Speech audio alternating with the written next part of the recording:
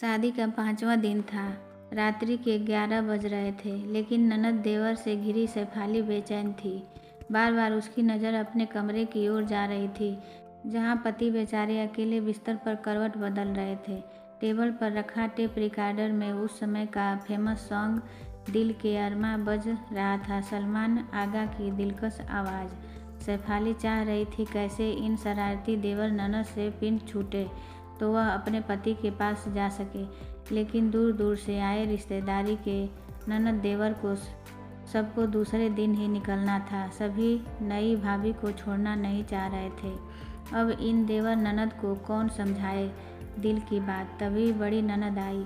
सभी छोटे देवर ननद को झिड़कते हुए बोली, रात के 1 बजने को आए, तुम लोग भी सोने जाओ और दुल्हन को भी जाने दो। बड़ी ननद की बातें सुन बड़ी मुश्किल से जमी महफिल को छोड़ सभी सोने चले गए। शेफाली के दिल को जैसे बहुत बड़ी राहत मिली। धड़कते दिल के साथ शर्म की चादर में लिपटी शेफाली अपने कमरे में प्रवेश की। पायल की रुनझुन और चूड़ी की खनखन से सुधीर का आंख खुला। टेप रिकॉर्डर बंद कर सुधीर बोला, ये भाई बहन भी न बड़े शरारती होते हैं। शेफाली होले से मुस्कुरा दी। पति के आगोश में होने के बावजूद उसे वह वाकया याद आ गया जब उसके भाई की शादी हुई थी। उस समय भाभी के दिल पर क्या बीत रहा होगा, वह आज शेफाली महसूस की थी। भाभी बहुत पढ़ी लिखी थी, AA में।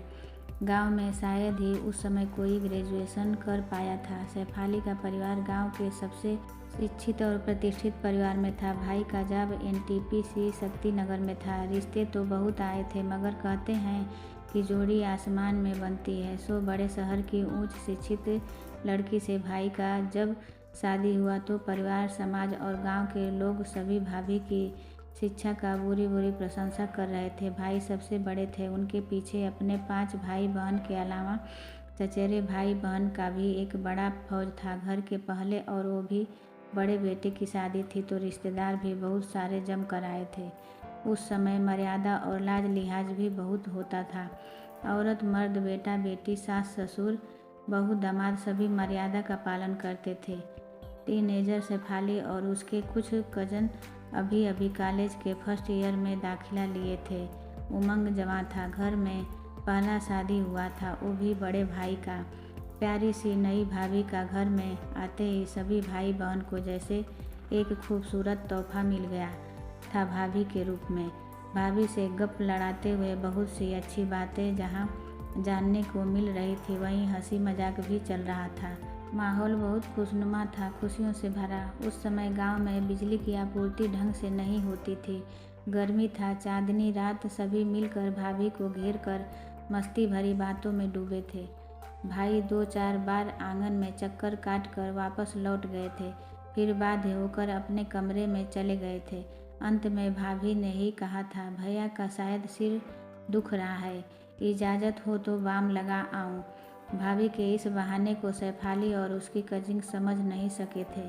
उन्होंने भाभी को सहमति देकर उनके आने का इंतज़ार करने लगे थे, लेकिन भाभी नहीं आई। अंत में माँ जब आंगन आई तो सबको जगह देख सोने जाने को कही थी। भाभी का वह झूठ उस समय वे सब समझ नहीं पाए थे। पिया मिलन में बाधक छोटे छोटे देवर ननद प्रिय होने के बावजूद भी उस समय भाभी को भा नहीं रहे थे। ऐसा होता है, लेकिन छोटे देवर ननद को भाभी के दिल के बेचैनी की समझ नहीं थी।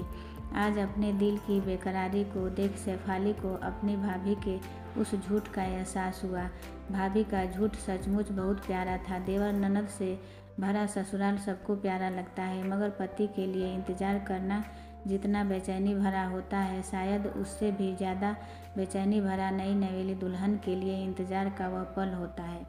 सुख की अनुभूति के साथ शेफाली शर्म से अपने मेहंदी सजे हाथों से अपने चेहरे को ढक पति के आगोश में समा गई।